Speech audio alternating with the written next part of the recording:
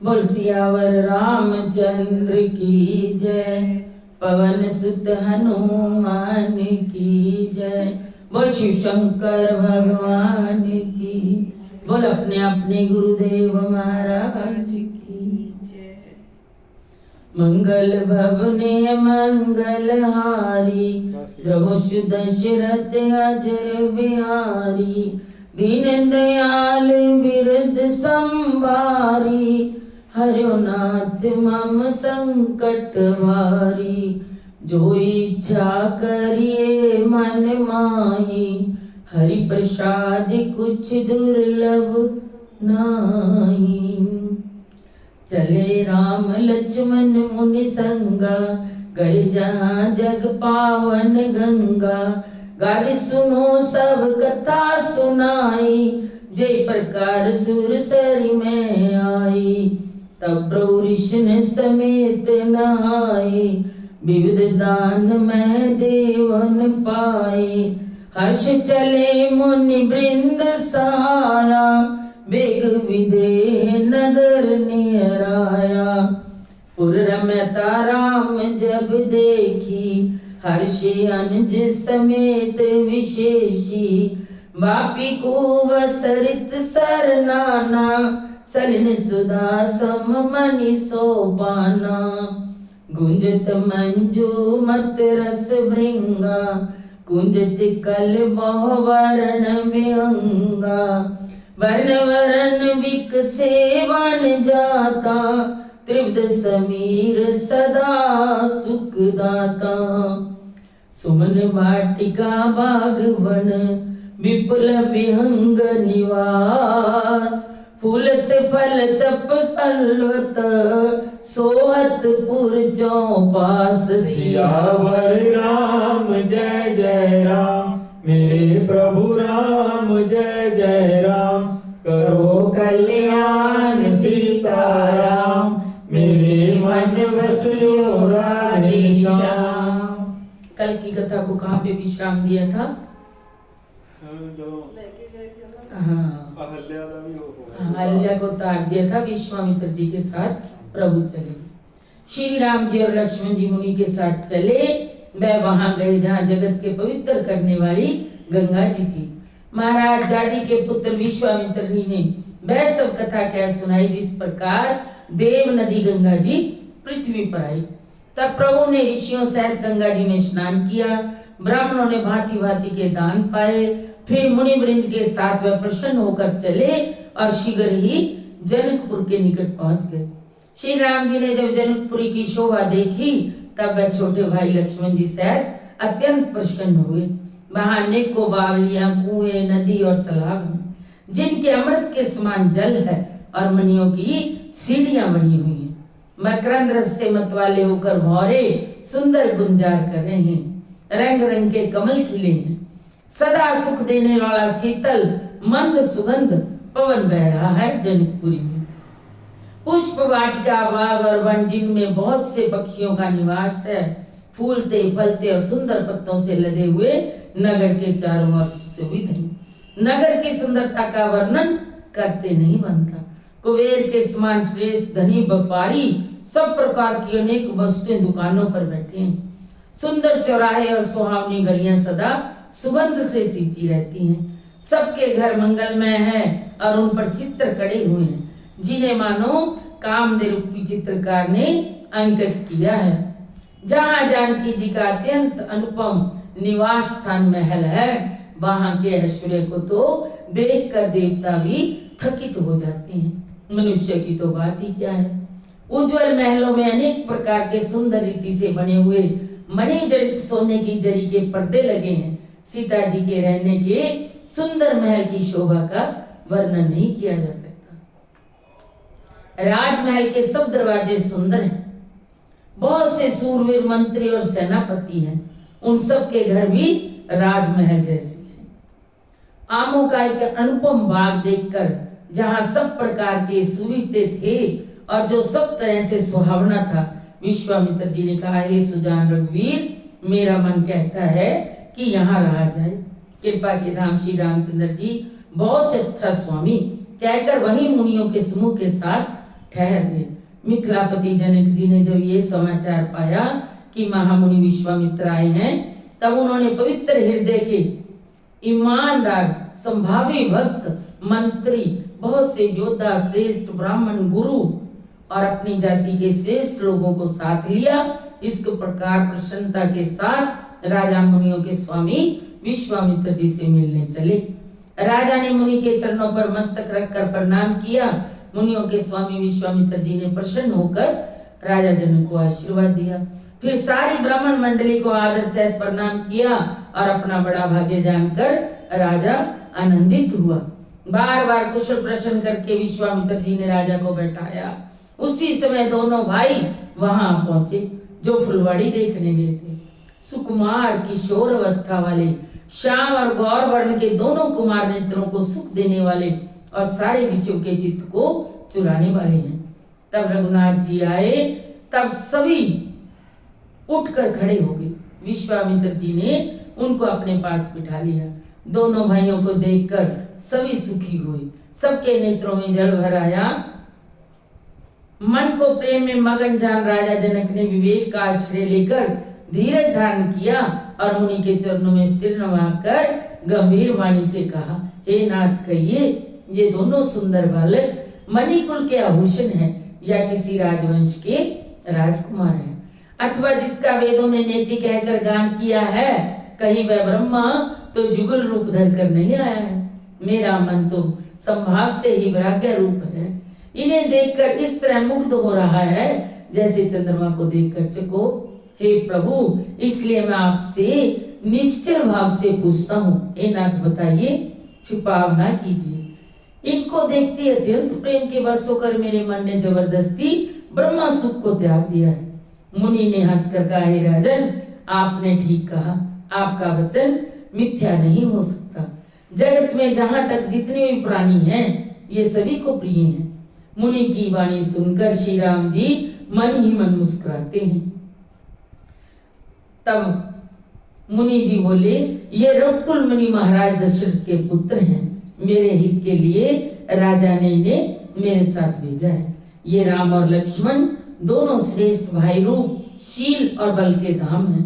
सारा जगत साक्षी है कि इन्होंने युद्ध में असुरों को जीतकर मेरे यज्ञ की रक्षा की है। राजा ने कहा, हे मुनि, आपके चरणों के दर्शन करके मैं अपना पुण्य प्रभाव नहीं कह सकता। ये श्याम सुंदर और गौर वर्ण के दोनों भाई आनंद को भी आनंद देने वाले हैं। इनकी आपस की प्रीति बड़ी पवित्र और सुहावनी है। वह मन को बहुत भाती है, पर वाणी से कही नहीं जा सकती। आनंदित होकर राजन कहते हैं, हे नाथ सुनिए, ब्रह्मा और जीव की तरह इनमें संभाविक प्रेम है। राजा बार बार प्रभु को देखते हैं, शरीर पुलकित हो रहा है, हृदय में बड़ा उत्साह है। मुनि की प्रशंसा करके और उनके चरणों में सिर नवाकर राजा उन्हें नगर में लेवा लाए। एक सुंदर महल जो सब समय सुखदायक था, वह राजा ने उन्हें ले जाकर ठहराया। तदंतर सब प्रकार से पूजा और सेवा करके राजा विदा मांगकर अपने घर गए। रघुकुल के श्रोमणी प्रभु श्री रामचंद्र जी ऋषियों के साथ भोजन और विश्राम करके भाई लक्ष्मी जी समेत बैठे। उस समय पहर भर दिन भी रह गया था। लक्ष्मण जी के हृदय में विशेष लालसा है कि जाकर जनकपुर देख आवे, परंतु प्रभु श्री राम जी का डर है और फिर मुनि से भी सुख चाहते हैं, इसलिए प्रकट में कुछ नहीं कहते। अंतर्यामी श्री रामचंद्र जी ने छोटे भाई के मन की दशा जान ली। उनके हृदय में भक्त वत्सलता उमड़ आई। वह गुरु की आज्ञा पाकर बहुत ही विनय के साथ सब चाहते हुए मुस्कुराकर बोले, हे नाथ, लक्ष्मण नगर देखना चाहते हैं, किंतु आपके डर और संकोच के कारण स्पष्ट नहीं कहते। यदि आपकी आज्ञा पाऊं तो मैं इनको नगर दिखलाकर तुरंत वापस ले आऊं। यह सुनकर मुनीश्वर विश्वामित्र जी ने प्रेम सहित वचन कहे, हे राम, तुम नीति की रक्षा कैसे न करोगे। हे तात, तुम धर्म की मर्यादा का पालन करने वाले, प्रेम के वशीभूत होकर सेवकों को सुख देने वाले हो। सुख के निदान दोनों भाई जाकर नगर देखाओ, अपने सुंदर मुख दिखलाकर सब नगरवासियों के नेत्रों को सफल करो। जाए देख आवो नगर, सुख निदान दो भाई, करो सुफल सबके नैन, सुंदर बदन दिखाई। सियावर राम जय जय राम, मेरे प्रभु राम जय जय राम। करो कल्याण सीताराम, मेरे मन बसियो राधे श्याम। फिर दोनों भाई मुनि के चरणों की वंदना करके चले। बालकों की झुंड इनकी अत्यंत शोभा देकर साथ लग गए। पीले रंग के वस्त्र हैं, कमर के तख्तों में तरकश बंधे हैं, हाथों में सुंदर धनुष बाण सुशोभित हैं। सिंह के समान गर्दन है और विशाल भुजाएं हैं।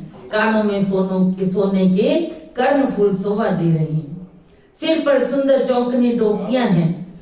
जब पूर्ववासियों ने ये समाचार पाया कि दोनों राजकुमार नगर देखने के लिए आए हैं, तब वे सब घर बार और सब काम छोड़कर ऐसे दौड़े मानो धन का खजाना लूटने दौड़े हों। संभावि से सुंदर दोनों भाइयों को देखकर वह लोग नेत्रों का फल पाकर सुखी हो गए। युवती स्त्रियां घर के झरोकों से लगी हुई प्रेम सहित श्री रामचंद्र जी के रूप को देख रही हैं। भगवान विष्णु के 4 भुजाएं हैं, ब्रह्मा जी के 4 मुख हैं, शिव जी का विकट भयानक वेश है और उनके 5 मुंह हैं। सखियां कहती हैं, हे सखी, दूसरा देवता भी कोई ऐसा नहीं है जिसके साथ इस छवि की उपमा दी जाए। इनकी किशोर अवस्था है, ये सुंदरता के घर हैं। सारी सखियां आपस में बात करती हैं, हे सखी, कहो तो ऐसा कौन शरीरधारी होगा जो इस रूप को देखकर मोहित न हो जाए। ये दोनों राजकुमार महाराज दशरथ के पुत्र हैं। बाल रजहंसों का सा सुंदर जोड़ा है। ये मुनि विश्वामित्र जी के जग की रक्षा करने वाले हैं। सब स्त्रियां आपस में बात करती हैं। जिनका रंग गौर किशोर अवस्था है, जो सुंदर वेश बनाए हाथ में धनुष बाण लिए श्री राम जी के पीछे पीछे चल रहे हैं, वे इनके छोटे भाई हैं। उनका नाम लक्ष्मण है। दोनों भाई ब्राह्मण विश्वामित्र जी का काम करके और रास्ते में मुनि गौतम की स्त्री अहल्या का उद्धार करके यहाँ धनुष जग देखने आए हैं। ये सुनकर सभी स्त्रियां प्रसन्न हो रही हैं। श्री रामचंद्र जी की छवि देखकर कोई एक दूसरी सखी कहने लगी, ये वर तो जानकी जी के योग्य है। हे सखी, यदि कहीं राजा इन्हें देख ले तो प्रतिज्ञा छोड़कर हठ पूर्व के नीचे सीता जी का विवाह कर देगा। कोई कहती है, यदि विधाता भले हैं और सुना जाता है कि वह सबको उचित फल देते हैं, तो जानकी जी को यही वर मिलेगा। जो देव योग से ऐसा संजोग बन जाए तो हम सब लोग कृतार्थ हो जाएं। नहीं तो विवाह ना हुआ तो हे सखी सुनो, हमको इनके दर्शन दुर्लभ है। ये संजोग तभी हो सकता है जब हमारे पूर्व जन्मों के बहुत पुण्य हो। सब सखियां आपस में बात करती हैं। ये सुनकर दूसरी सखी कोमल वाणी से कहने लगी, हे सखी, इनके संबंध में कोई कोई ऐसा कहते हैं कि ये देखने में तो छोटे हैं पर इनका प्रभाव बहुत बड़ा है। जिनके चरण कमलों की धूलि का स्पर्श पाकर अहल्या तर गई, जिसने बड़ा भारी पाप किया, तो क्या शिव जी का धनुष बिना तोड़े रहेंगे? इस विश्वास को भूलकर भी नहीं छोड़ना चाहिए। जिस ब्रह्मा ने सीता जी को संवार कर बड़ी चतुराई से रचा है, उसी ने विचार कर सांवलावार भी रच रखा है। उसके ये वचन सुनकर सब हर्षित और कोमल वाणी से बोली, ऐसा ही हो। ये हर्षे वर्षे सुमन सुमुख सलोचन वृंद, जाए जहाँ जय बंद दो, तै परमानंद। सियावर राम जय जय राम, मेरे प्रभु राम जय जय राम। करो कल्याण सीताराम, मेरे मन बसियो राधे श्याम। सब स्त्रियां जहाँ जहाँ भगवान जाते हैं उनके पीछे पीछे जाती हैं। दोनों भाई नगर के पूर्व गए और जहाँ धनुष जग के लिए रंगभूमि बनाई गई थी, बहुत लंबा चौड़ा सुंदर ढाला पका आंगन था, जिस पर सुंदर निर्मल वेदी सजाई गई थी। चारों ओर सोने के बड़े बड़े मंच बने थे, जिन पर राजा लोग बैठेंगे। उनके पीछे समीची चारों ओर दूसरे मचानों का मंडलाकार घेरा सुशोभित था। वह कुछ ऊंचा था, सब प्रकार से सुंदर था। जहाँ जाकर नगर के लोग बैठेंगे, उन्हीं के पास विशाल एवं सुंदर सफेद मकान अनेक रंगों से बनाए गए थे। सब बालक इसी बहाने प्रेम के बस होकर सीताराम के मनोहर श्री राम जी के मनोहर रंगों को छूकर शरीर से पुलकित हो रहे हैं। दोनों भाइयों को देख देख कर उनके हृदय में अत्यंत हर्ष हो रहा है। श्री रामचंद्र जी ने सब बालकों को प्रेम के बस जानकर स्थानों की प्रेम पूर्वक प्रशंसा की। कोमल मधुर और मनोहर वचन कहकर श्री राम जी अपने छोटे भाई लक्ष्मण को रचना दिखलाते हैं, जिनकी आज्ञा पाकर माया पलक गिरने के चौथाई समय में ब्रह्मांडों के समूह रच डालती है। वही दिनों पर दया करने वाले श्री राम जी भक्ति के कारण धनुष यज्ञशाला को आश्चर्य से देख रहे हैं। इस प्रकार सब कौतुक देखकर वह गुरु के पास चले। देर हुई जानकर उनके मन में डर है। जिनके भय से डर को भी डर लगता है, वही प्रभु भजन का प्रभाव दिखला रहे हैं। उन्होंने कोमल मधुर और सुंदर बातें कहकर बालकों को जबरदस्ती विदा किया। फिर भय, प्रेम और विनय और बड़े संकोच के साथ दोनों भाई गुरु के चरण कमलों में सिर नवाकर आज्ञा पाकर बैठे। रात्रि का प्रवेश होते ही मुनि ने आज्ञा दी कि तब सब ने संध्या वंदन किया। फिर प्राचीन कथाएं तथा इतिहास कहते कहते सुंदर रात्रि 2 पहर बीत गई। तब श्रेष्ठ मुनि ने जाकर शयन किया। दोनों भाई उनके चरण दबाने लगे। जिनके चरण कमलों के लिए वैराग्यवान पुरुष भी भांति भांति के जप और योग करते हैं, वह ही दोनों भाई मानो प्रेम से जीते हुए प्रेम पूर्वक गुरु जी के चरण कमलों को दबा रहे हैं। मुनि ने बार बार आज्ञा दी। तब श्री रघुनाथ जी ने जाकर शयन किया। श्री राम जी के चरणों को हृदय में लगाकर भय और प्रेम से परम सुख का अनुभव करते हुए लक्ष्मण जी उनको चरण दबा रहे हैं। प्रभु श्री रामचंद्र जी ने बार बार कहा, हे तात अब सो जाओ। तब वह उन चरणों कमलों को हृदय में धरकर लेट रहे। रात बीतने पर मुर्गे का शब्द कानों में सुनकर लक्ष्मण जी उठे। जगत के स्वामी सुजान श्री रामचंद्र जी भी गुरु से पहले ही जागे। उठे लगन निस विगत सुनी अर्ण सखा धुनि कान। गुरु ते पहले जगतपति जागे राम सुजान सियावर राम जय जय राम। मेरे प्रभु राम जय जय राम। करो कल्याण सीताराम। मेरे मन बस्यो राधे श्याम। सब सोच क्रिया करके वह जाकर नहाए। नित्य कर्म समाप्त करके उन्होंने मुनि को मस्तक नवाया। समय जानकर गुरु की आज्ञा पाकर दोनों भाई फूल लेने चले। उन्होंने जाकर राजा का सुंदर बाग देखा, जहाँ बसंत ऋतु लुभाकर रह गई थी। नए पत्ते, फलों और फूलों से युक्त सुंदर वृक्ष अपनी संपत्ति से कल्प वृक्ष को भी लजा रहे थे। बाग के बीचों बीच सुहावना सरोवर शोभित है। बाग और सरोवर को देखकर प्रभु श्री रामचंद्र जी भाई लक्ष्मण शायद हर्षित हुए। चारों ओर दृष्टि डालकर और मालियों से पूछकर वह प्रसन्न मन से पत्र पुष्प लेने लगे। उसी समय सीता जी वहां आई। माता ने उन्हें पार्वती जी की पूजा करने के लिए मंदिर में भेजा था। साथ में सब सुंदरी और सियानी सखियां हैं, जो मनोहर वाणी से गीत गा रही हैं।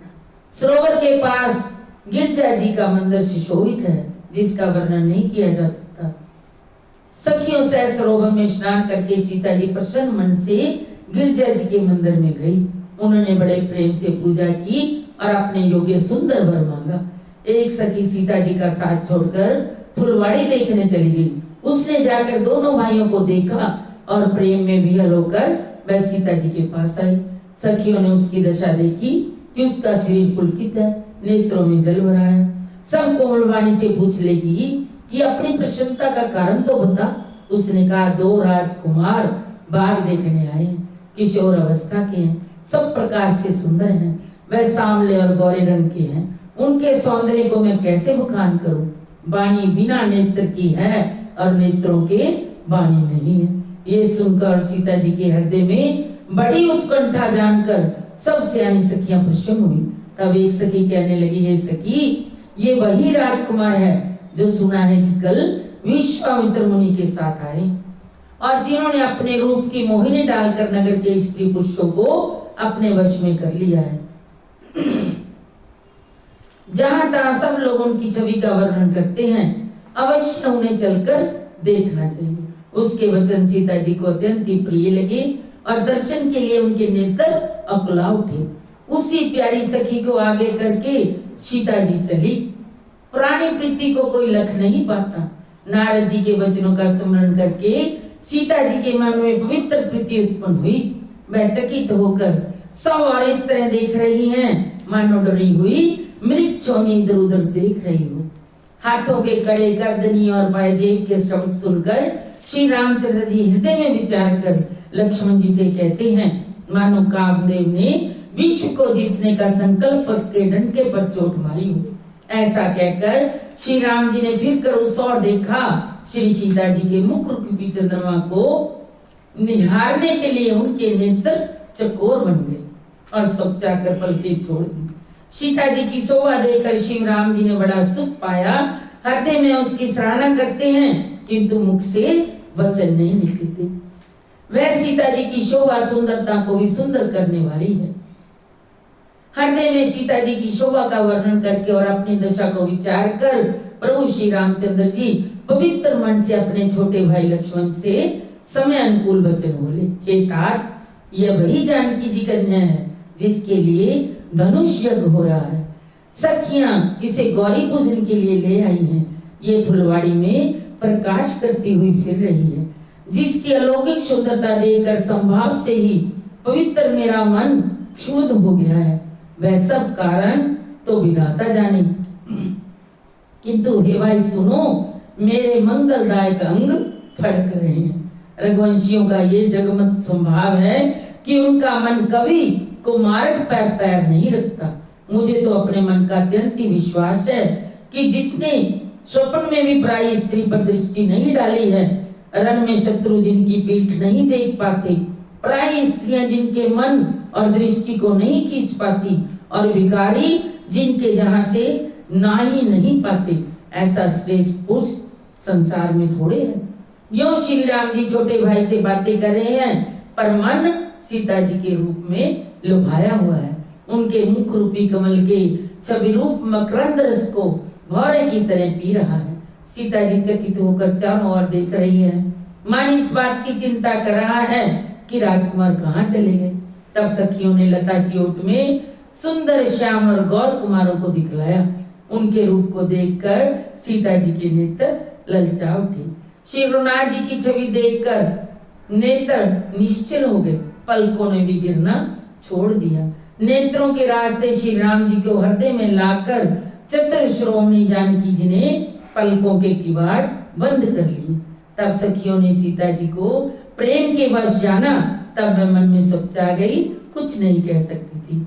लता भवन ते प्रगट भय ते अवसर दो भाई, निक से जन जुग विमल विद जलद पटल वील गाई। सियावर राम जय जय राम, मेरे प्रभु राम जय जय राम, करो कल्याण सीताराम, मेरे मन बसियो राधे श्याम। दोनों भाई सुंदर शोभा की सीमा है। माथे पर तिलक और पसीने की बूंदे शोभायमान है। ठोटी नाक और गाल बड़े सुंदर हैं। वक्ष स्थल मणियों की माला है। संग के सुंदर श्रुत गला है। कामदेव के हाथी के बच्चे की सूंड के समान भुजाएं हैं। सिंह की सी पतली लचीली कमर वाले पीतांबर धारण किए हुए शोभाशील के भंडार, सूर्य कुल के भूषण श्री रामचंद्र जी को देखकर सखियां अपने आप को भूल गई। एक चतुर सखी धीरज धरकर हाथ पकड़कर सीता जी से बोली, गिरिजा जी का ध्यान फिर कर लेना, इस समय राजकुमार को क्यों नहीं देख लेती। तब सीता जी ने सोचा कर नेत्र खोले और रघुकुल के दोनों सियों को अपने सामने खड़े देखा। जब सखियों ने सीता जी को प्रेम के बस देखा, तब सब भयभीत होकर कहने लगी, बड़ी देर हो गई है, कल इसी समय फिर आएंगे। ऐसा कहकर एक सखी मन में हंसी। मृग पक्षी और वृक्षों को देखने के बहाने सीता जी बार बार घूम जाती और श्री राम जी की छवि देखकर उनका प्रेम कम नहीं होता। शिव जी के धनुष को कठोर जानकर मन में विलाप करती हुई हृदय में श्री राम जी की सामने मूर्ति को रखकर सीता जी चली। शिव जी के धनुष की कठोरता का स्मरण आने से उन्हें चिंता होती है कि ये सुकुमार रघुनाथ जी उसे कैसे तोड़ेंगे। पिता के प्रण की स्मृति से उनके हृदय में क्षोभ था, इसलिए मन में विलाप करने लगी। प्रेम बस ऐश्वर्य की स्मृति हो जाने से ऐसा हुआ। फिर भगवान के बल का स्मरण आते ही वह हर्षित हो गई और सामली छवि को हृदय में धारण करके चली। तब परम प्रेम की कोमल सहाय बनाकर उनके स्वरूप को अपने सुंदर चित्ररूपी भित्ति पर चित्रित कर लिया। सीता जी पुनः भवानी जी के मंदिर में गई और उनके चरणों की वंदना करके हाथ जोड़कर बोली, हे श्रेष्ठ पर्वतों के राजा हिमाचल की पुत्री पार्वती, आपकी जय हो, जय हो। हे महादेव जी के मुख रूपी चंद्रमा की और टक की लगाकर देखने वाली चिकोरी, आपकी जय हो। हे हाथी के मुख वाले गणेश जी की और 6 मुख वाले स्वामी कार्तिक जी की माता, हे जगजननी, हे बिजली की सी कांति युक्त शरीर वाली, आपकी जय। आपका ना आदि है, ना मध्य है और ना अंत है। आपके असीम प्रभाव को वेद भी नहीं जानते। आप संसार को उत्पन्न, पालन और नाश करने वाली, विश्व को मोहित करने वाली, अस्वतंत्र रूप से विहार करने वाली है, पति को इष्टदेव मानने वाली श्रेष्ठ नारियों में हे माता आपकी प्रथम गणना है।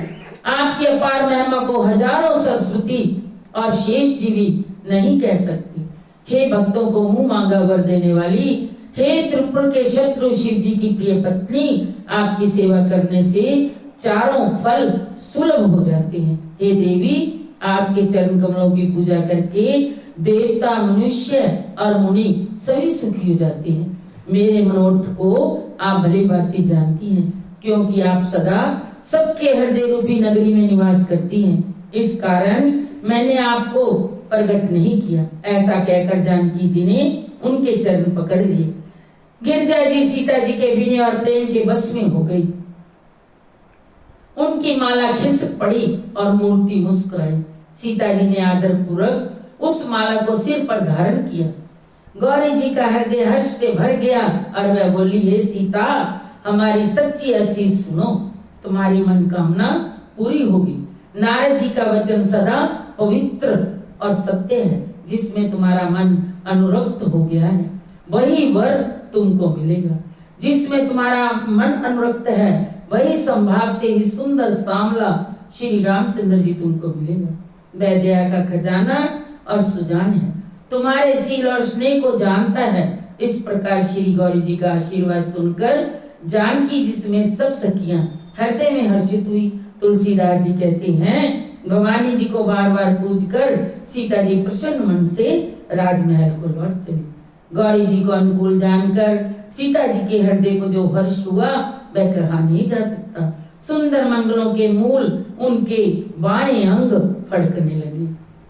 सिए हर्ष न जाए कहे, जाने गौरी अनुकूल, बामे अंग फरकन लगे, मंजल मंगल मूल। सियावर राम जय जय राम, मेरे प्रभु राम जय जय राम, करो कल्याण सीताराम, मेरे मन बसियो राधे श्याम।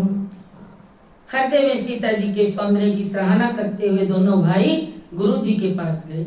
श्री रामचंद्र जी ने विश्वामित्र जी से सब कुछ कह दिया, क्योंकि उनका तो सरल स्वभाव है, छल तो उनको छूता भी नहीं है।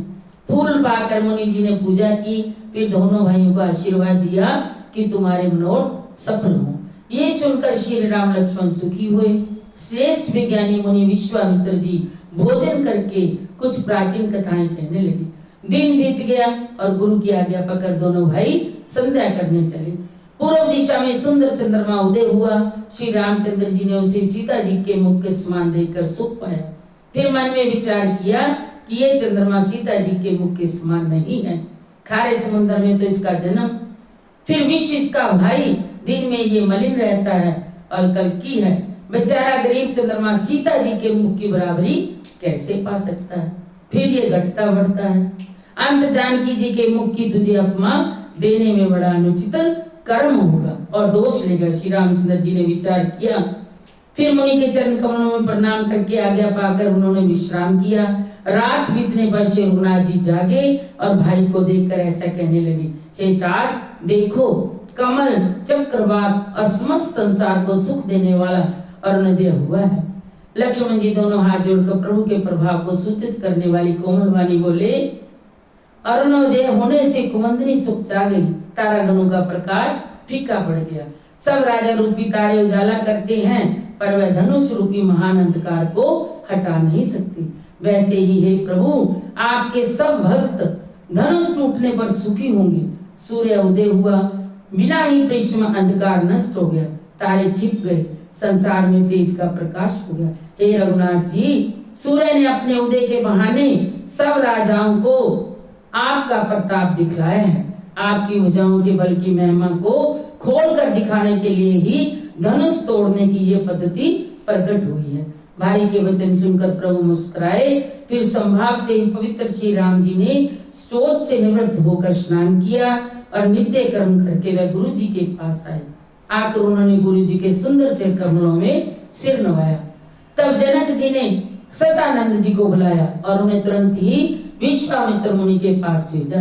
उन्होंने आकर जनक जी की विनती सुनाई। विश्वामित्र जी ने हर्षित होकर दोनों भाइयों को बुलाया।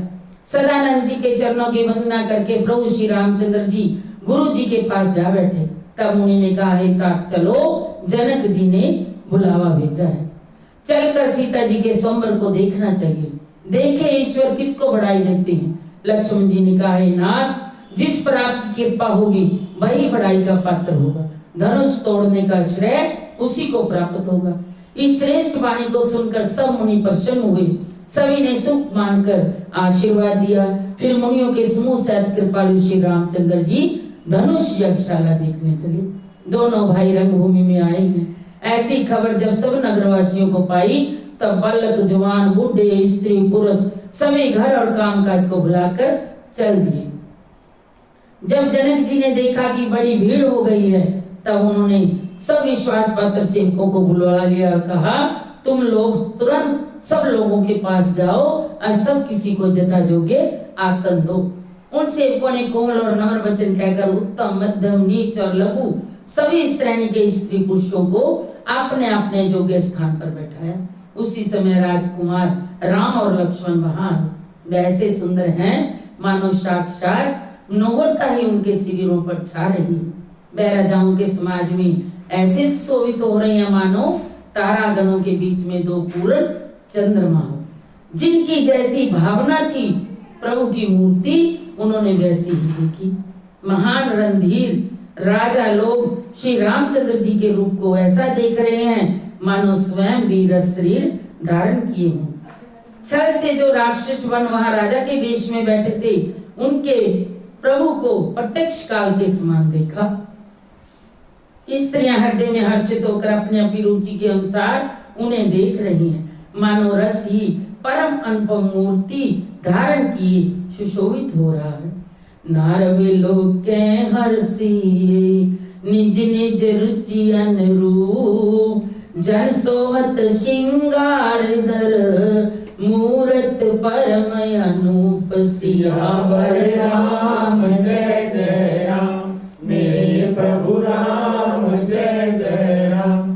करो कल्याण सीताराम, मेरे मन बसियो राधे श्याम। जैसी जिसकी भावना थी भगवान उनको उसी रूप में दिख रहे थे।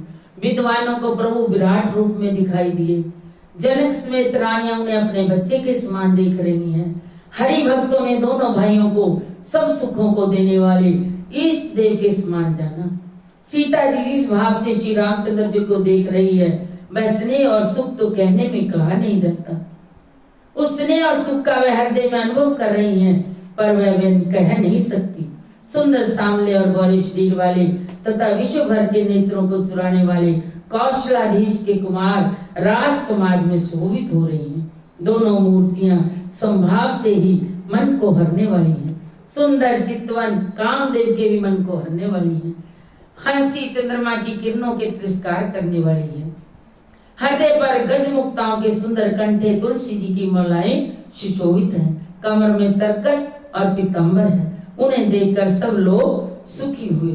विनती करके अपनी सब लोग सुखी हुए, नेत्र एक टक हैं, तारे पुतलियां नहीं चलती। जनक जी दोनों भाइयों को देखकर हर्षित हुए। तब उन्होंने जाकर मुनि के चरण कमल पकड़ लिए, विनती करके अपनी कथा सुनाई और मुनि को सारी यज्ञशाला दिखलाई। दोनों श्रेष्ठ राजकुमार जहां जहां जाते वहां वहां सब कोई आश्चर्यचकित उनको देखने लगता। सब ने राम जी को अपने अपनी ओर ही मुख किए देखा। सब मंचों पर एक मंच अधिक सुंदर, उज्ज्वल और विशाल था। राजा ने मुनि सहित दोनों भाइयों को उस पर बैठाया। प्रभु को देखकर सब राजा हृदय में ऐसे हार गए जैसे पूर्ण चंद्रमा के उदय होने पर तारे प्रकाशहीन हो जाते हैं। सबके मन में ऐसा विश्वास हो गया कि रामचंद्र जी ही धनुष तोड़ेंगे, इसमें कोई संदेह नहीं। शिव जी के विशाल धनुष को बिना तोड़े भी सीता जी श्री रामचंद्र जी के ही गले में जयमाला डालेगी। सब लोग आपस में बातें कर रहे हैं। दूसरे राजा जो विवेक से अंधे हो रहे थे और अभिमानित थे, ये बात सुनकर बहुत हंसे। उन्होंने कहा, धनुष तोड़ने पर ही विवाह होना कठिन है, फिर बिना तोड़े तो राजकुमारी को ब्याह ही कौन सकता है। काल ही क्यों ना आ जाए, एक बार तो सीता जी के लिए उसे भी हम युद्ध में जीत लेंगे। ये घमंड की बात सुनकर दूसरे राजा दो धर्मात्मा, हरिभक्त और सियाने थे, मुस्कुराए। राजाओं का गर्व दूर करके जो धनुष किसी से नहीं टूट सकेगा उसे तोड़कर श्री रामचंद्र जी सीता जी को बिहाएंगे। जो धर्मात्मा राजा थे वो कहने लगे, महाराज दशरथ के रण में वांके पुत्रों को युद्ध में तो जीत ही कौन सकता है। गाल बजाकर व्यर्थ ही मत करो, मन के लड्डुओं से भी कभी भूख बुझती है। हमारी परम पवित्र सीख को सुनकर सीता जी को अपने जी में साक्षात जगजननी समझो और पत्नी रूप में पाने की आशा लालसा छोड़ दो और श्री रघुनाथ जी को जगत पिता विचार कर नेत्र भरकर उनकी छवि देख लो। सुंदर सुख देने वाला और समस्त गुणों की राशि ये दोनों भाई शिव जी के हृदय में बसने वाले हैं।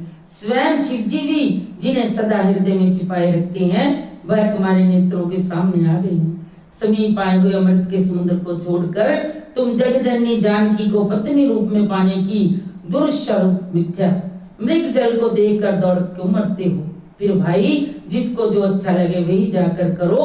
हमने तो श्री रामचंद्र जी के दर्शन करके आज जन्म लेने का फल पा लिया।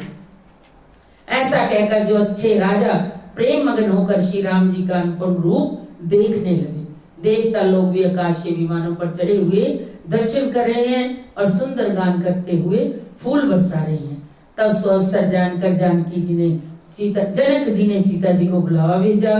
सब चतुर और सुंदर सखियां आदर पूर्वक उन्हें लिवा लाई। रूप और गुणों की खान जगजननी जानकी जी शोभा का वर्णन कहा नहीं जा सकता। सीता जी के वर्णन में उन्हीं उपमाओं को देकर कौन को भी कहलाए और अपयश का भागी बने। पृथ्वी की स्त्रियों के तो बात भी क्या, देवताओं की स्त्रियों को भी यदि देखा जाए तो हमारी अपेक्षा कहीं अधिक दिव्य और सुंदर श्री जानकी जी हैं। सरस्वती जी तो बहुत बोलने वाली हैं, पार्वती अर्धांगिनी है।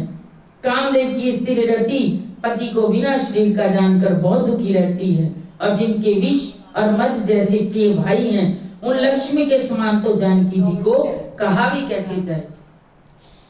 जिन लक्ष्मी जी की बात ऊपर कही गई अब निकली थी खारे समुद्र से, जिसको मथने के लिए भगवान ने अति कर्कश पीठ वाले कच्छप का रूप धारण किया। रस्सी बनाई गई, महान विश्वर वासुकी नाग की मथानी का कार्य किया। अतिशय कठोर मदराचल पर्वत ने और उसे मथा। सारे देवता और देवताओं ने मिलकर जिन लक्ष्मी को अतिशय शोभा की खान अनुपम सुंदरी कहते हैं, उनको प्रकट करने में हेत बने ये सब सुंदर एवं अस्वाभाविक ही कठोर उपकरण है। ऐसे उपकरणों से प्रकट हुई लक्ष्मी श्री जानकी जी की समता को कैसे पा सकती है। जानकी जी तुलना सब माताओं से करे हैं। जिस सुंदरता के समुद्र को कामदेव मथेगा, वह सुंदरता भी प्राकृतिक लौकिक सुंदरता ही होगी।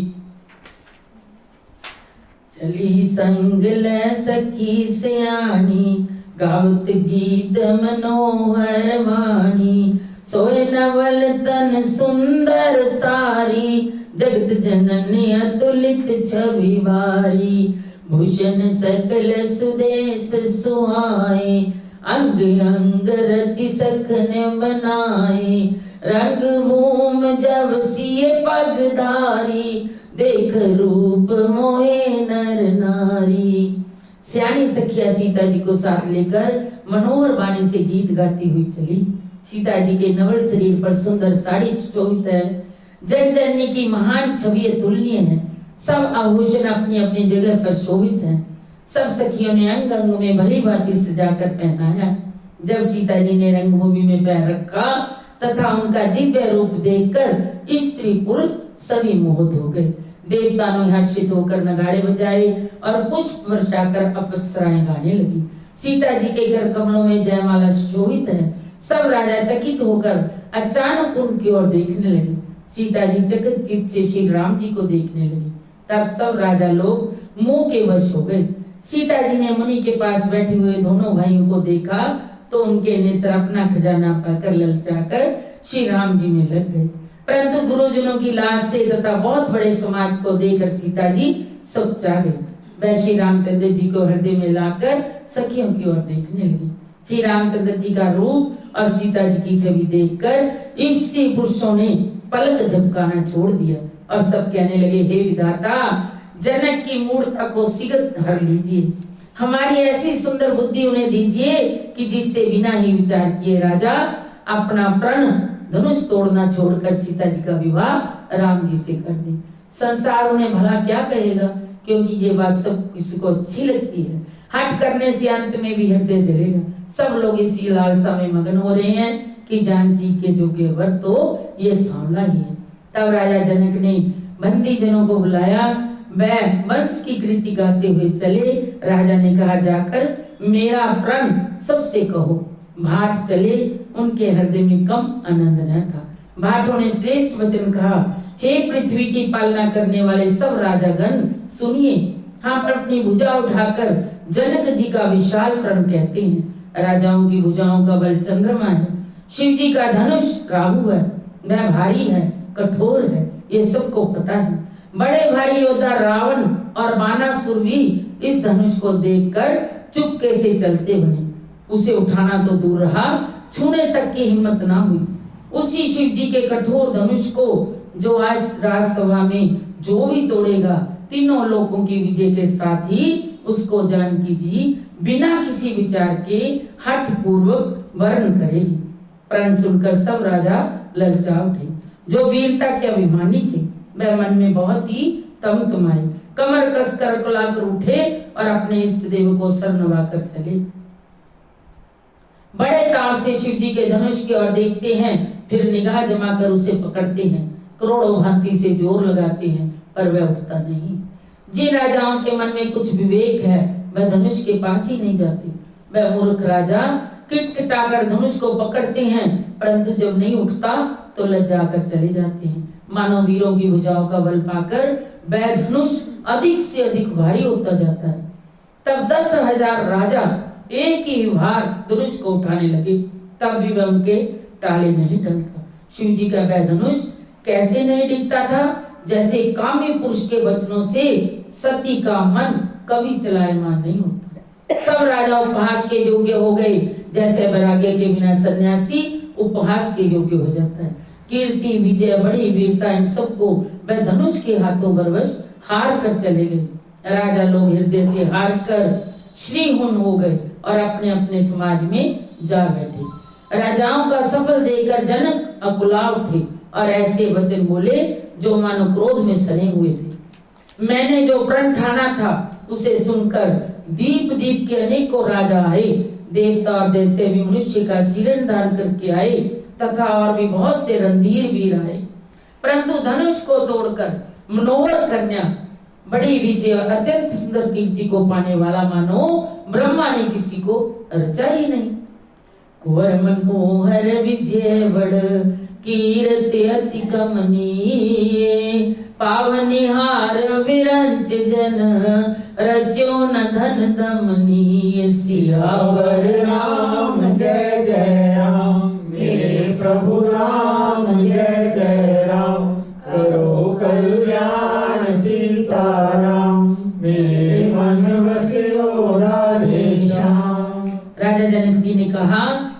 ये लाभ किसको अच्छा नहीं लगता, परंतु किसी ने भी शंकर जी का धनुष नहीं चढ़ाया।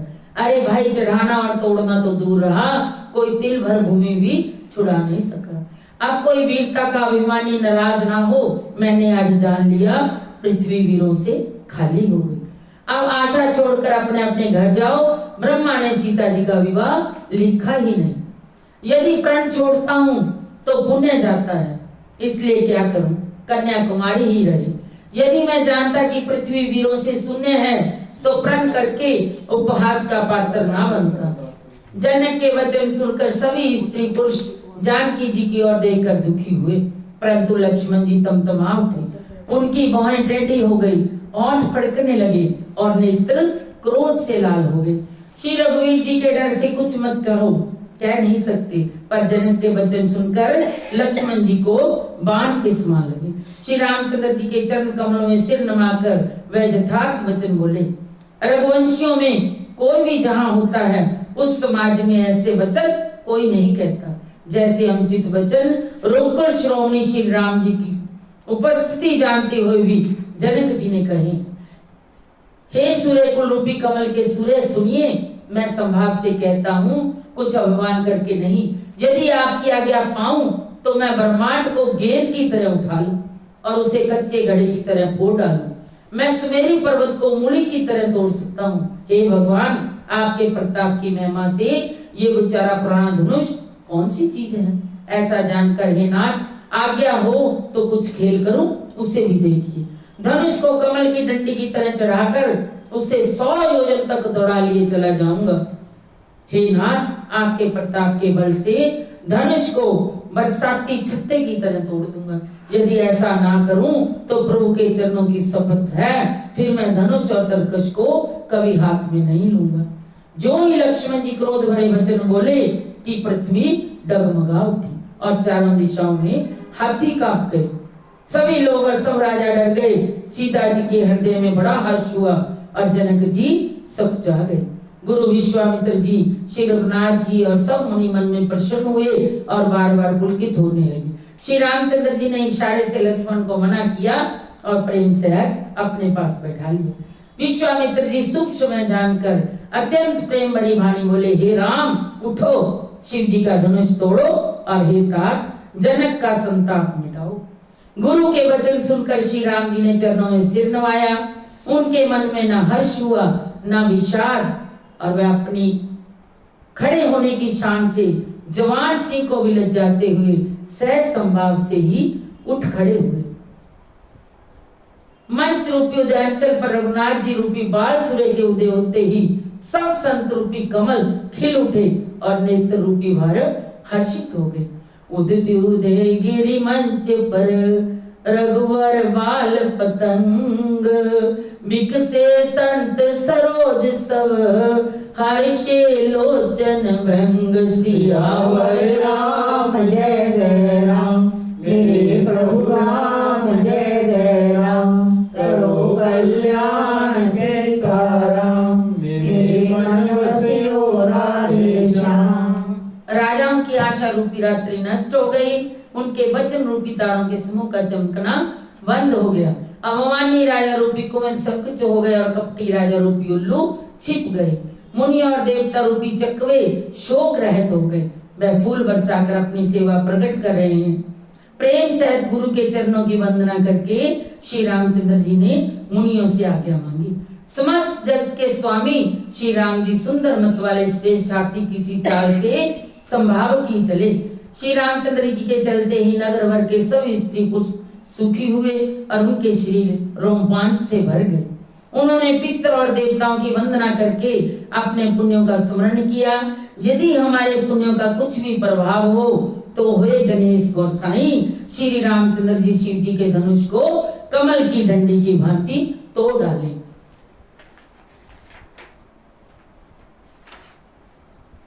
श्री रामचंद्र जी को प्रेम के साथ देखकर और सखियों को समीप बुलाकर सीता जी की माता स्नेहवश विलक कर विलाप करती हुई सी ये वचन बोली, हे सखी, ये जो हमारे हित कहलाते हैं वह भी सब तमाशा देखने वाले हैं। कोई भी इनके गुरु विश्वामित्र जी को समझा कर नहीं कहता कि ये बालक हैं। इनके लिए ऐसा हट अच्छा नहीं है।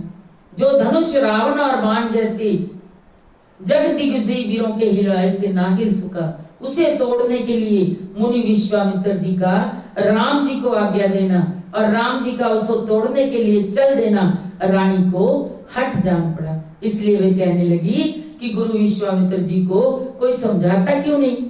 रावण और बाणासुर ने जिस धनुष को छुआ तक नहीं, सब राजा घमंड करके हार गए, वही धनुष इस राजकुमार सुकुमार के हाथ दे रही। हंस के बच्चे भी कहीं मद्राचल पहाड़ उठा सकते हैं, और तो कोई समझा कर कहे या नहीं कहे, राजा तो बड़े समझदार और ज्ञानी हैं, उन्होंने गुरु को समझाने की चेष्टा करनी चाहिए। राजा का सारा सियानापन समाप्त हो गया। हे सखी, विधाता की गति कुछ जानने में नहीं आती, माता बहुत ही विचलित होती है। एक सखी कोमलवाणी से बोली, हे रानी, तेजवान को छोटा नहीं गिनना चाहिए। कहाँ घड़े से उत्पन्न होने वाले मुनि अगस्त्य और कहाँ अपार समुद्र, किंतु उन्होंने उसे सोख लिया जिसका सूर्य सारे संसार में छाया हुआ है। सूर्य मंडल देखने में छोटा लगता है, पर उसके उदय होते ही तीनों लोकों का अंधकार भाग जाता है। जिनके वश में ब्रह्मा विष्णु शिव और सभी देवता हैं, वह मंत्र अत्यंत छोटा है। महान मत वाले गजराज को छोटा सा अंकुश बस में कर लेता है। कामदेव ने फूलों का ही धनुष बाण लेकर समस्त लोगों को अपने वश में कर रखा है। हे देवी, ऐसा जानकर संदेह त्याग दीजिए। हे रानी सुनिए, रामचंद्र जी धनुष को अवश्य ही तोड़ेंगे। सखी के वचन सुनकर रानी को विश्वास हो गया, उनकी उदासी मिट गई और श्री राम जी के प्रति उनका प्रेम अत्यंत बढ़ गया। उस समय श्री रामचंद्र जी को देखकर सीता जी भयभीत हृदय से जिस देवता से विनती कर रही है, वह व्याकुल होकर मन ही मन मना रही है, हे महेश भवानी, मुझ पर प्रसन्न होइए, मैंने आपकी जो सेवा की है उसे सफल कीजिए। हे गणों के नायक वर देने वाले देवता गणेश जी, मैंने आज ही के लिए तुम्हारी सेवा की थी, बार बार मेरी विनती सुनकर धनुष का भारीपन कम कर दीजिए। श्री रघुनाथ जी की ओर देख देख कर सीता जी धीर धरकर देवताओं को मना रही है। उनके नेत्रों में प्रेम के आंसू भरे हैं और शरीर में रोमांच है। अच्छी तरह से नेत्र भरकर श्री राम जी की शोभा देखकर फिर पिता के प्रण का स्मरण करके सीता जी मन ही मन कहने लगे, ओहो, पिताजी ने बड़ा ही कठिन हट टाना, वह लाभ हानि कुछ भी नहीं समझ रहे हैं, मंत्री डर रहे हैं, इसलिए कोई उन्हें सीख नहीं देता। कहाँ तो वज्र से समान कठोर धनुष, कहाँ ये कोमल शरीर, किशोर श्याम सुंदर। हे विधाता, मैं हृदय में किस तरह धीरज धरूं। शीर्ष के फूल के कण से कहीं हीरा छेदा जाता है, सारी सभा की बुद्धि बावली हो गई है। अंत हे शिव जी के धनुष, अब तो मुझे तुम्हारा ही सहारा, तुम अपनी जड़ता लोगों पर डालकर श्री रघुनाथ जी को देखकर हल्के हो जाओ। इस प्रकार सीता जी के मन में बड़ा ही संताप है। प्रभु श्री रामचंद्र जी को देखकर फिर पृथ्वी की ओर देखती हुई सीता जी के चंचल नेत्र इस प्रकार शोभित हो रहे हैं, मानो चंद्रमंडल रूपी डोल में कामदेव की दो मछलियां खेल रही हैं। सीता जी की वाणी रूपी भ्रमरी को उनके मुख रूपी कमल ने रोक रखा है। अपनी बड़ी हुई व्याकुलता जानकर सीता जी सकुचा गई, तो सबके हृदय में निवास करने वाले भगवान मुझे रघुश्रेष्ठ श्री रामचंद्र जी की दासी अवश्य बनाएंगे। जिसका जिस पर सच्चा स्नेह होता है उसे जरूर मिलता है, इसमें कोई भी संदेह नहीं। प्रभु की ओर देखकर सीता जी ने शरीर के द्वारा प्रेम ठान लिया। कृपा निधान श्री राम जी सब जान गए। इधर जब लक्ष्मण जी ने देखा कि रघुकुल मुनि श्री रामचंद्र जी ने शिव के धनुष की ओर ताका है, तो वह शरीर से पुलकित हो ब्रह्मांड को चरणों में दबाकर निम्नलिखित वचन बोले, हे दिग्गजों, हे कच्छप, हे शेष, हे बारह, धीरज धरकर पृथ्वी को थामे रहो, जिसमें ये हिलने न पावे। श्री रामचंद्र जी शिव जी के धनुष को तोड़ना चाहते हैं, मेरी आज्ञा सुनकर सब सावधान हो जाओ। श्री रामचंद्र जी जब धनुष के समीप आए, तब सब स्त्री पुरुषों ने देवताओं और पुण्यों को मनाया। सबका संदेह और ज्ञान, नीच राजाओं का अभिमान, परशुराम जी के गर्भ की गुरूरता, देवता और श्रेष्ठ मुनियों का भय, सीता जी का सोच, जनक का पश्चाताप, रानियों के दारुण दुख का दावन, ये सब शिव जी के धनुष रूपी बड़े जहाज को पाकर समाज बनाकर उस पर जा चढ़ी। ये श्री रामचंद्र जी को भुजाओं के बल रूपी अपार समुद्र के पार जाना चाहते हैं, परंतु कोई केवट नहीं है। श्री राम जी ने सब लोगों की ओर देखा, उन्होंने चित्र में लिखे हुए सब देखकर फिर कृपा धाम श्री राम जी ने सीता जी की ओर देखा और उन्हें विशेष व्याकुल जाना। उन्होंने जानकी जी को बहुत ही विकल देखा, उनका एक एक क्षण कल्प के समान बीत रहा था। यदि प्यासा आदमी पानी के बिना शरीर छोड़ दे तो उसके मर जाने पर अमृत का तालाब भी क्या करेगा। सारी खेती के सूख जाने पर वर्षा किस काम की। समय बीत जाने पर फिर पछताने से क्या लाभ। जी में ऐसा समझकर श्री राम जी ने जानकी जी की ओर देखा और उनका विशेष प्रेम देखकर वह पुलकित हो गए। मन ही मन उन्होंने गुरु को प्रणाम किया और बड़ी फुर्ती से धनुष को उठा लिया। जब उसे हाथ में लिया तब वह धनुष बिजली की तरह चमका और फिर आकाश में मंडल जैसा मंडलाकार हो गया। लेते चढ़ाते और जोर से खींचते हुए किसी ने नहीं देखा। अर्थात ये तीनों काम इतनी फुर्ती से हुए कि धनुष को कब उठाया, कब चढ़ाया, कब खींचा, इसका किसी को पता नहीं लगा। सबने श्री राम जी को धनुष खींचे खड़े देखा। उसी क्षण श्री राम जी ने धनुष को बीच में तोड़ डाला। भयंकर कठोर से सब लोग डर गए। भरे कुवन घोर कठोर रविरज बाज तजी मार्ग चले। चिकरिय दिंगज डोल में अली कोल कूरम कलमले। सुर असुर मुनि कर कान दीने सकल विकल विचारही। कोदंड खंडो राम तुलसी जैत वचन उचारही। सागर रघुवर बाहुबल शंकर चाप जहा। चढ़ा जो प्रथम मोबस बूढ़ सो सकल समाज। सियावर राम जय जय राम, मेरे प्रभु राम जय जय राम। करो कल्याण सीताराम, मेरे मन बसियो राधे श्याम। घोर कठोर से सब लोग भर गए। सूर्य के घोड़े मार्ग छोड़कर चलने लगे। दिग्गज चिंगाड़ने लगे, धरती डोलने लगी। शेष 12 कच्छप कलमला उठे। देवता राक्षस और मुनि कानों पर हाथ रखकर सब व्याकुल होकर विचरने लगे। तुलसीदास जी कहते हैं, जब श्री राम जी ने धनुष को तोड़ डाला तब सब श्री रामचंद्र जी की जय बोलने लगे। शिव जी का धनुष जहाज है और श्री रामचंद्र जी की भुजाओं का बल समुद्र है।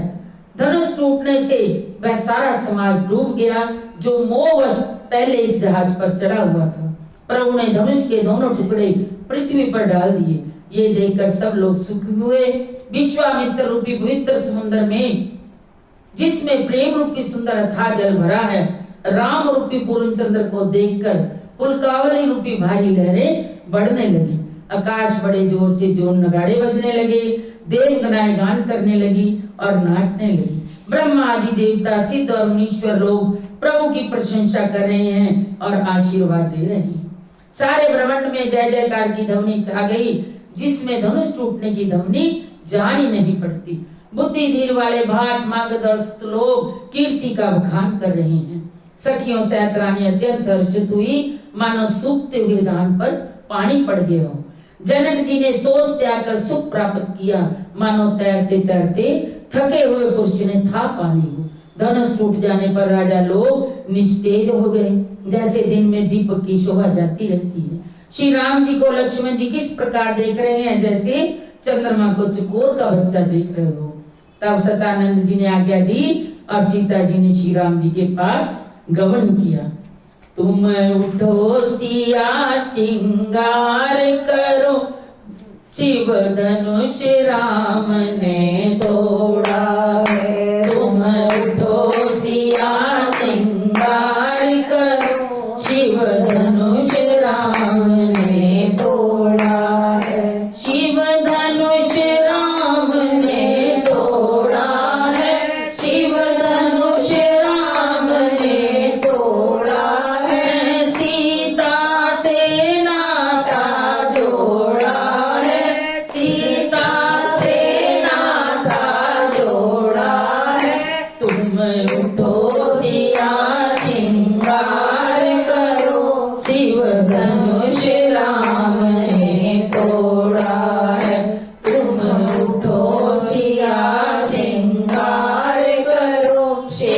धनुष राम ने तोड़ा है। ये सारा ही भजन गा लो, बंदन पूरा भजन गा लो, इधर निकाल लो मोबाइल में से। तुम उठो सिया श्रृंगार करो, शिव धनुष राम ने तोड़ा है। तुम उठो सिया श्रृंगार करो, शिव धनुष राम ने तोड़ा। तुम उठो सिया श्रृंगार करो, शिव धनुष राम ने तोड़ा। शिव धनुष राम ने तोड़ा है, शिव धनुष राम ने तोड़ा है। सीता से नाता जोड़ा है, सीता से नाता जोड़ा है। तुम उठो सिया श्रृंगार करो, शिव धनुष राम ने तोड़ा है। तुम उठो सिया श्रृंगार करो, शिव धनुष राम ने तोड़ा है। शीश सिया के चुनड़ी सोहे, शीश सिया के चुनड़ी सोहे, शीश सिया के चुनड़ी सोहे। टीके की छवि न्यारी है, शीश की छवि न्यारी है। न्यारी न्यारी क्या कहिए, रघुवर को जानकी प्यारी है, रघुवर को जानकी प्यारी है। उठो सिया श्रृंगार करो, शिव धनुष राम ने तोड़ा है। तुम उठो सिया श्रृंगार करो, शिव धनुष राम ने तोड़ा है। कमर सिया के तगड़ी सोहे, झुमके की छवि न्यारी है।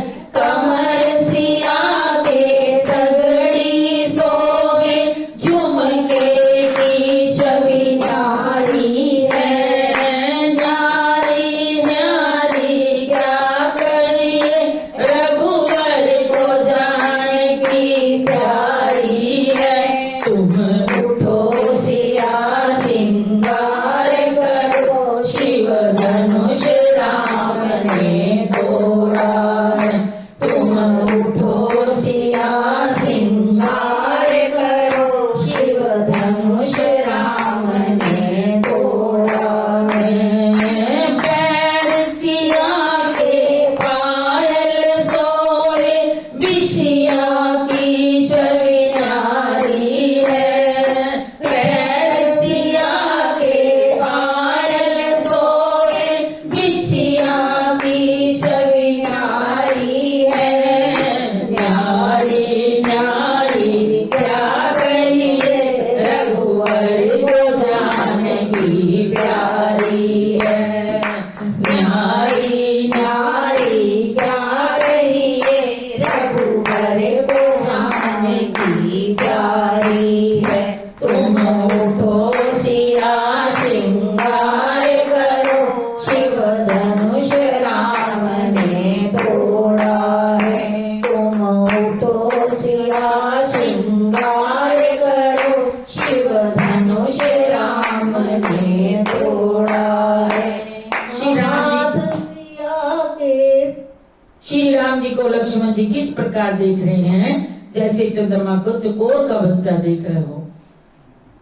उसी समय सीता जी राम जी के पास गमन किया, साथ में सुंदर चतुर सखियां मंगलाचार के गीत गा रही। सीता जी बाल हंसनी की चाल से चली, उनके अंगों में अपार शोभा है। सखियों के बीच में सीता जी कैसी शोभित हो रही हैं, जैसे बहुत सी छवियों के बीच में महाछवि हो। कर कमल में सुंदर जयमाला है, जिसमें विश्व विजय की शोभा छाई हुई है। सीता जी के सिरोज में संकोच है, पर मन में परम उत्साह है। उनका ये गुप्त प्रेम किसी को जान नहीं पड़ा। समीप जाकर श्री राम जी की शोभा देखकर राजकुमारी सीता जी चित्र में लिखी सी रह गई। चतुर सखी ने ये दशा देखकर समझा कर कहा, सुहावनी जयमाला डालो। यह सुनकर सीता जी ने फिर एक सखी कहने लगी, झुक जइयो तनिक रघुवीर सिया मेरी छोटी सी, झुक जइयो तनिक रघुवीर सिया मेरी छोटी सी, झुक जइयो तनिक रघुवीर सिया मेरी छोटी सी, सिया मेरी छोटी सी, सिया मेरी छोटी सी, झुक जइयो तनिक रघुवीर सिया मेरी छोटी सी। चतुर सखी ने ये दशा देखकर समझाकर कहा, सुहावनी जयमाला पहनाओ। ये सुनकर सीता जी ने दोनों हाथों से माला उठाई, पर प्रेम के विवश होने से पहनाई नहीं जाती। उस समय उनके साथ ऐसे शोभित हो रहे मानो डंडियों से दो कमल चंद्रमा को डरते हुए जयमाला दे रहे हूँ। इस छवि को देखकर सखियां गाने लगी। तब सीता जी ने श्री राम जी के गले में जयमाला पहना दी। श्री रघुनाथ जी के हृदय पर जयमाला देखकर देवता फूल बरसाने लगे। समस्त राजागण इस प्रकार से कुचा गए मानो सूर्य को देखकर कुमत से मुंह सिकड़ गए हों। नगर और आकाश में बाजे बजने लगे। दुष्ट लोग उदास हो गए, सज्जन लोग प्रसन्न हो गए। देवता की नर मनुष्य नागर मुनीश्वर जय जयकार करके आशीर्वाद दे रहे हैं।